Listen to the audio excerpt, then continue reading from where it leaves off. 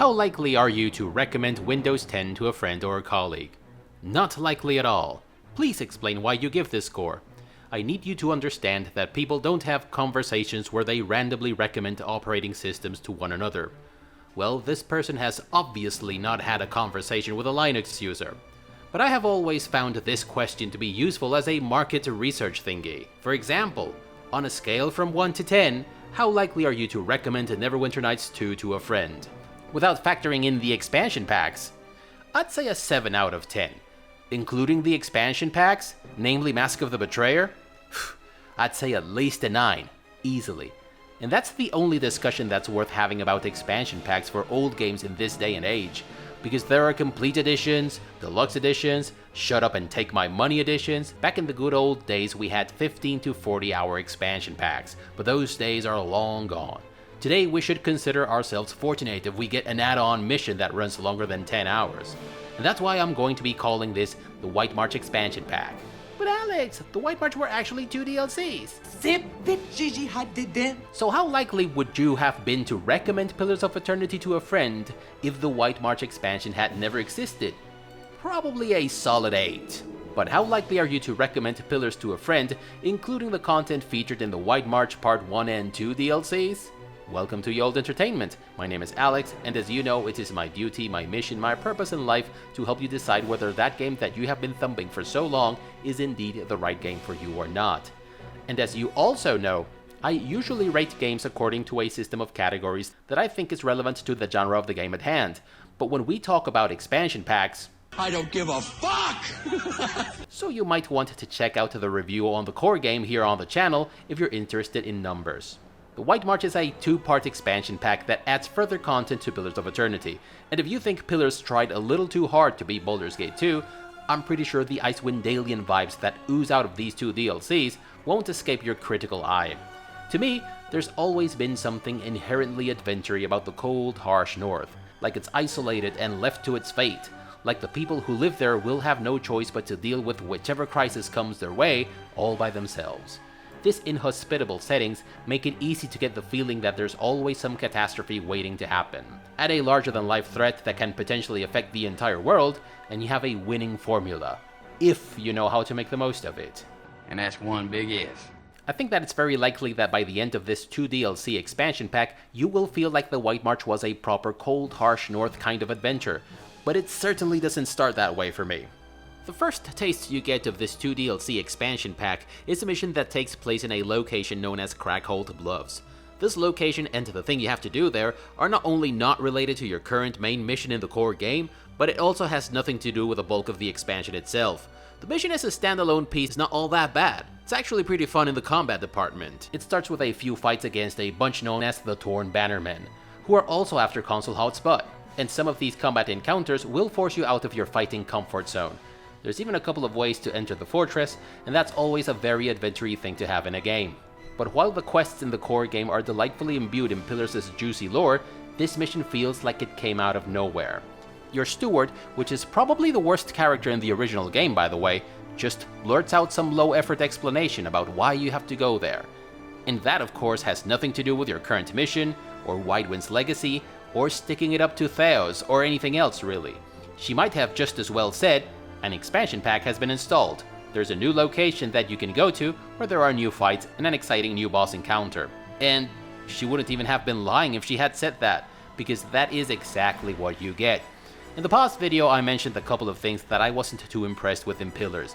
For example, I feel like the core game could have had more epic boss fights. Yes, there was the Master below, the dragon at Helios' temple, and Theos, but that was just about it.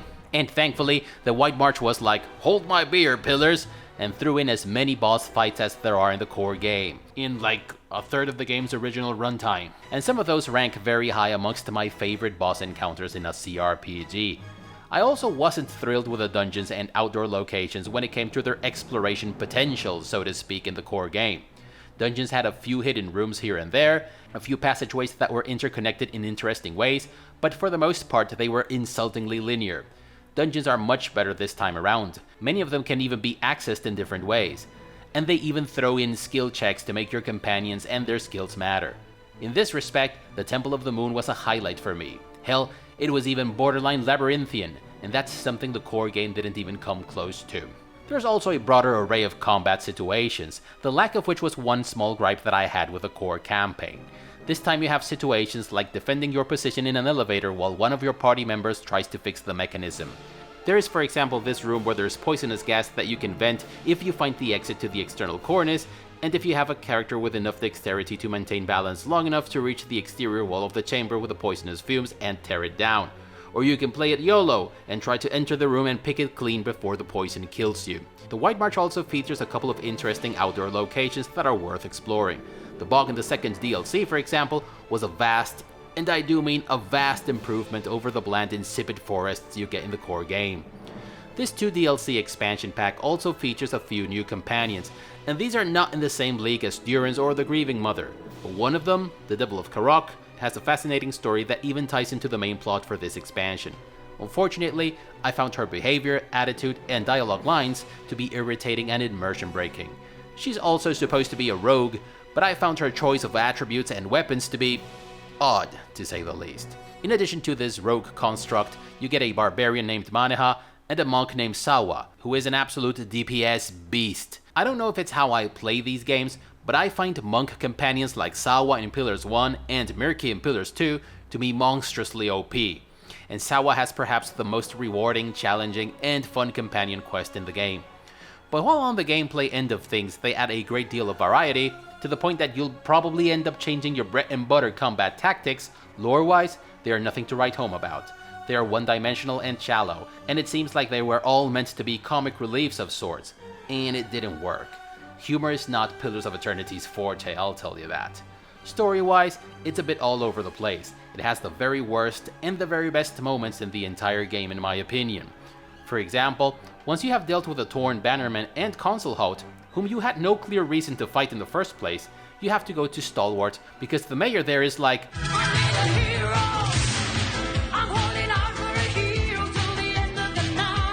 and I guess that, because heroing is kinda your thing, you show up to see what's happening.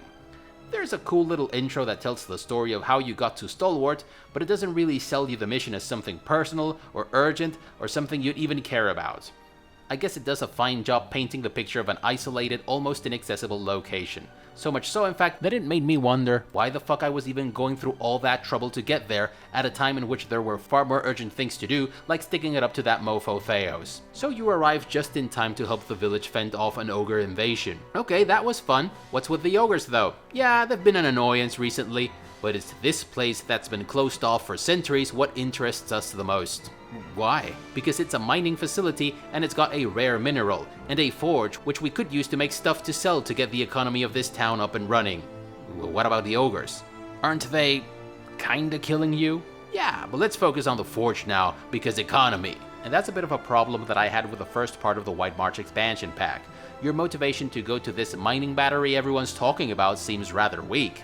Some godforsaken town's economy is dwindling and they want you to help out? It seems as though even the writers felt this wasn't a strong enough premise, so they threw in the leaden key into the stew. It seems as though the leaden key had taken an interest in the forge, because they are everywhere, like my friend Caldo when he takes his shirt off. But the idea of the leaden key getting mixed up with this whole business with the battery exits the script just as hastily as it was introduced, and at some point they just stop talking about it altogether, and it ends up going nowhere. And while the second part of the expansion elaborates further upon the mysteries of the forge, I think its potential remained unexploited. I mean, a mysterious fortress in the middle of nowhere in which a bunch of dwarves holed up for generations for God knows why until they became extinct? That is a very strong case for a very good story, and it should have been exploited at the time of your exploration of the fortress in the first part of the expansion, rather than in retrospect later on. Conquering the battery and giving it back to Stalwart just felt like completing a regular mission in which there wasn't much at stake. And the same is true about your anticlimactic conversation with the Ogre Matron. At least this one has the potential of ending amicably or in battle, and this outcome has further consequences later on. Which is cool. This is another thing that I felt was missing in the core campaign, the lack of relevant impactful decision nodes. But this part of the story is a lot like the original Icewind Dale in some aspects that I didn't like about Black Isle's classic title. There's a lot of go to place A, no relevant information is revealed as a consequence of you going to place A, go back, and then new information is revealed because the story needs to continue, and I can't say I was a fan of that. Because it's a 2-part expansion pack, to start the second part of the expansion, you'll even have to sleep outside the area of Stalwart for the new events to trigger, and that's just bad design, period. But you spend the night at Kait Nua, and then you come back for more, and that's when the second part of the expansion starts. And that is where the game truly shines. Actually, it might even be the best part of Pillars in every respect. Except your companions. Your original companions were cooler. I felt like your main character's motivation to follow through the core game's main plotline was a little bit on the weak side. But the stakes in the final part of the White March are big. Like everything will be destroyed and everyone will perish kinda big. And while they kinda botched the mystery aspect of the story in the core game, they absolutely nailed it in the White March Part 2. Why are the bad guys doing what they are doing? When writers keep this question unanswered for too long, they often write themselves into a corner and fail to clear the mystery in a satisfying way. Mass Effect 3. But this is not the case with the White March. The antagonists are more frightening than anything you will have faced up until that point. They are also mysterious, and when that mystery clears, it is oh so satisfying. The way in which these antagonists were written even allowed to further expand upon the premise of a dwarven mining and forge facility in the middle of nowhere closed off for mysterious reasons. They almost realized the full potential of this concept. Almost. For me, one very efficient way to make the final stretch of a game pay off story-wise is to make those choices you made throughout the game, especially those that entail cultivating some sort of goodwill with a faction or a race or a nation, translate into gameplay possibilities. In both Dragon Age Origins' core campaign and its expansion, in the final stretch of the game, you have access to certain allies or skills depending on who you were nice to and the things you paid attention to. This also happens in Pillars of Eternity 2, and it plays out in a glorious epic way in the finale. But in Pillars 1, your alliance with the Crucible Knights, or the Dozens, or the Dominels, does not amount to anything relevant aside from having one of those sides help you during the defense of your stronghold. But in the White March expansion pack, as short as it is, you will be making many decisions that will have an impact on the combat side of things in the final stretch of the campaign. If you're nice to the ogres, for example, you'll get this badass horn, with which you can summon 3 ogre fighters to aid you in the final stretch of the game. Actually, if that final stretch of the White March had had better production values, it would have probably been my favorite of all time. Pillars' lore and the quality of its writing, the way in which they conjure up an expansive world that's been around for ages before your time in the game, and that spreads far and wide beyond the part of the world in which the story takes place, that's the game's main warhorse, and that's why much of the best of what the game has to offer is presented to you in the form of scripted events and narrations that rival some of the most immersive choose-your-own-adventure D&D books. And what better way to end an epic adventure is there than resorting to the one thing you do best?